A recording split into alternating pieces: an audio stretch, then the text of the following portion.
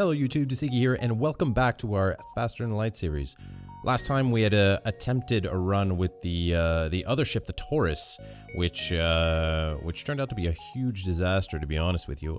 It was a combination of very weak weapons. So you had one weapon, one drone, and the combination of the two really wasn't working out. The drone was only able to take out the shields.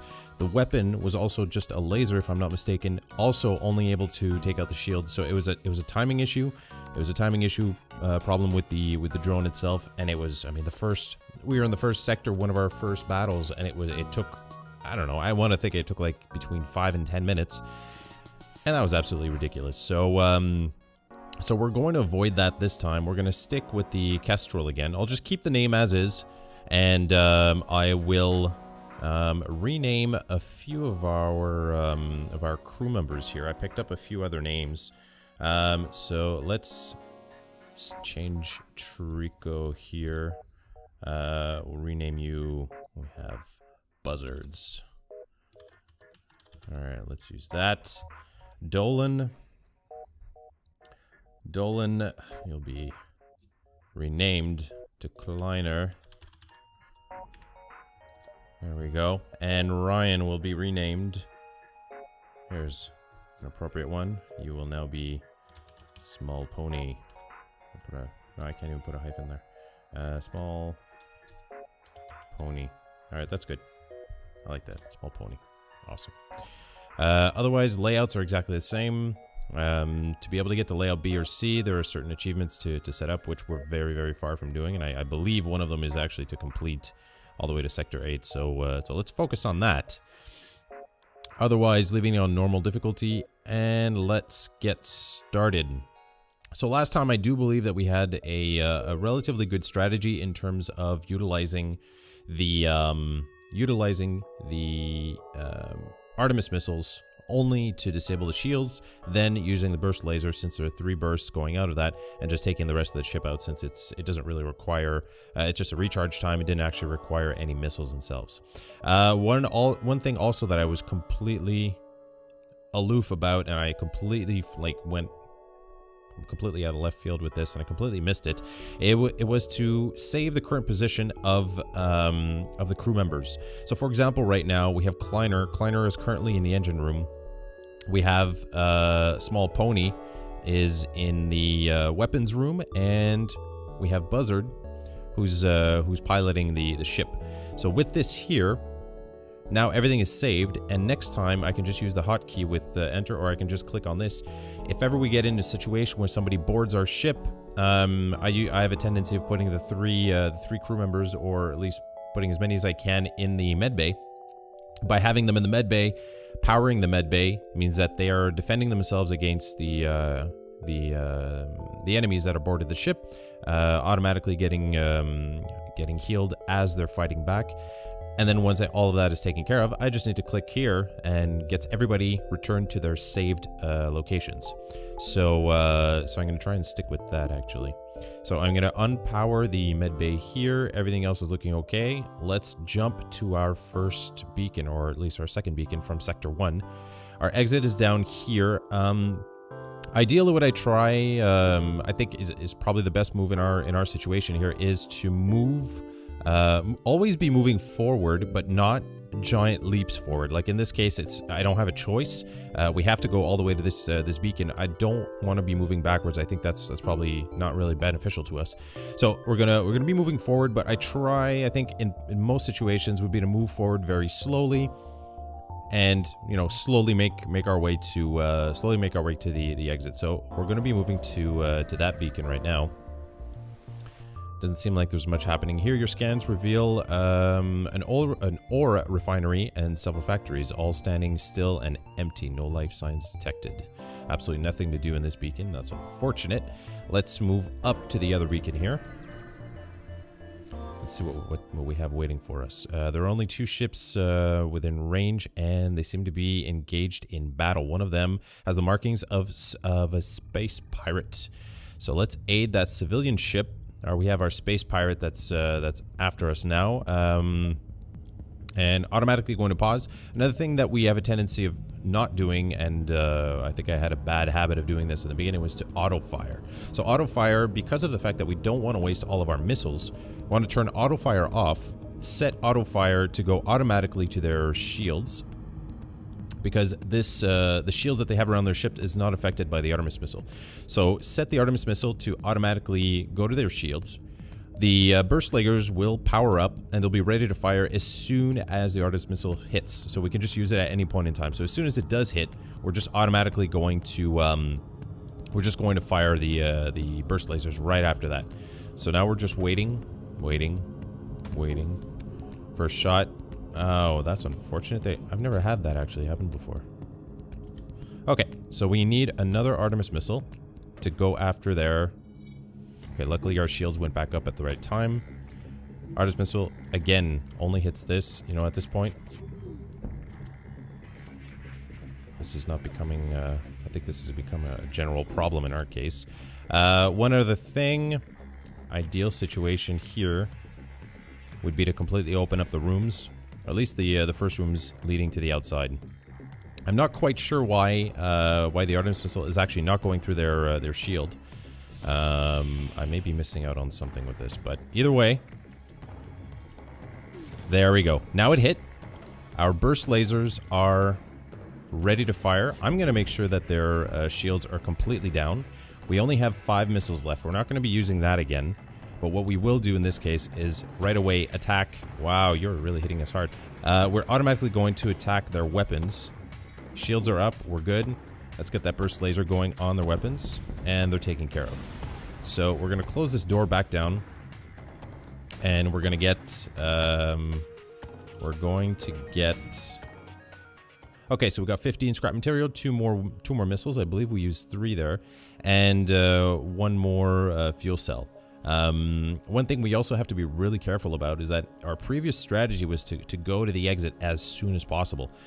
We weren't really using up that much in terms of fuel cells. But in this case, since we're moving laterally from beacon to beacon, slowly moving forward to the exit, we are using a lot more in terms of fuel cells. So that's what we have to be careful about also. Apparently the ship that was being assaulted was a science vessel. They thank you for saving them and offer small rewards. So we got an additional 13 scrap material, an extra drone part which we're not using, and last time we noticed it really depends on what kind of drone you end up getting, but really wasn't very useful. And 2 additional excuse me, 2 additional missiles. So at this point we're going to get Small Pony to give us a hand in the med bay. They will quickly be able to repair this. And as soon as that's done, we just click here and everybody goes back to their assigned workstations. Let's jump to the next beacon now. So we already have the rebels catching up, or at least they're not officially in the sector yet, but they will be in the next jump. And at this point, if we go here, I feel like we'd be wasting a little bit of... We go over here, that way, that way. That way, that way. Okay, that might be a good move. So let's slowly go towards... I'm worried about going in here. What's our best option? So if we go here, we have nowhere else to go. Alright, let's not take a chance. Let's just go slightly forward. And of course we end up in a beacon that's very close to a star right now, and that means that they're going to have... I can't really highlight this at the time. Let's just read it out. So this beacon has been placed close to a supergiant class M star. The ship will gradually overheat until you get out of here or die. A pirate, apparently oblivious to the dangers of the sun, moves in to engage. So again, we're dealing with this very similar kind of enemy. We're going to be going for their shields again. Hopefully it's not going to take 3 missiles before we actually get their shields. But we have no choice at this point. We're going to take some hull damage. And that's really going to suck. But we have no choice. So right now this is going to hit our shields. We're fine. That hits their shields. That's really annoying. And at this point, I really don't care. Let's just fire these. Let's bring their shields down as low as possible. Shields are back up. We're overheating. We're overheating. Another missile went through, and it missed. That's annoying. We're really overheating now. We gotta go quickly. Wow. Okay, so luckily, holy moly. All right, our best option at this point, I don't care anymore. I need everybody in the med bay. I'm opening up all the doors. Oh, I can't open up the doors because our doors are busted. Okay, so I need everybody fixing the doors sector. Yes, I will accept your offer at this point because we are in deep, deep doo-doo. Let's repair those doors very quickly. Very briefly. Come on. Quickly now. Alright, so let's open up all these doors because we absolutely need to put out this fire before it just spreads and destroys our entire ship. It's probably the easiest way to deal with fires in this case. And we're going to repair the med bay at the same time. Oh boy. Okay, fire's out. Fire is almost out. Okay. Close those doors. Oxygen's going to come back in. We need to repair our weapons ASAP because as soon as we jump next time, we're officially going to be... Oh, you guys. Oh, solar flare. No, no, no, no, no, no, no, no. Please. Pity. Okay, so it's only doing damage to our hull right now. We just need to repair this very, very quickly. And we're looking like we're in good shape. One more to repair. One more to repair. Everybody go back to your workstations now. Go. Okay, we're jumping. Let's jump back down to this sector here. I think that's a wise choice. This sector, again, we have an enemy waiting for us. An especially well-armed pirate ship approaches you. Hand over one of your crew members, and the rest of you can go free, unharmed. No, I only have 3. I can't go any lower than 3. I absolutely need somebody piloting the ship, in the weapons, and in the the engine room. Excuse me. Nope. We'll never surrender our crew to slavers. That means that they right now have a drone on us. No matter. We have Artemis missiles. I believe last time they had an additional shield. The previous enemy had an additional shield, and the Artemis missile was automatically hitting that. It was reducing their shield power. That's why it was probably a good idea to use the burst lasers right off the bat. We're going to power up everything that we have so that as soon as I unpause, everything's going to start powering up. And we're going to wait for the first Artemis missile to go out. We should be good after that. But our hull is in pretty bad shape. Wow, these guys really timed it well. Okay, so now we're good with this. Let's go after...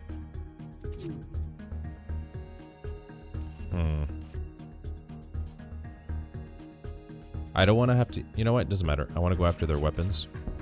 That's good. That's good. What do we have here? We surrender, take one of our slaves as tribute. If you destroy us, they'll die anyway. That's a very good point. We will get additional scrap material. But I think at this point it would be nice to have a 4th crew member. And I believe... Yeah, let's just take it. We have an additional crew member. Wait, is that Trico again? They reuse the same name? Seriously? Let's check out our crew. Renengi. Repair speed is doubled, so that's really good. Combat damage inflicted is halved. So that's not so great, but we're going to rename you, buddy. Call you Pesky. Alright. What am I doing here? Okay, so we have an additional crew member.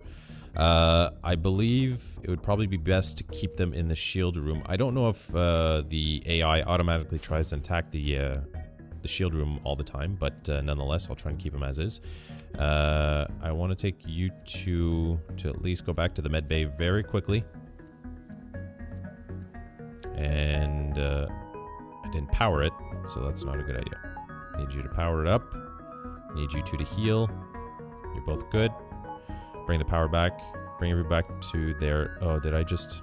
Yeah, I didn't do that well.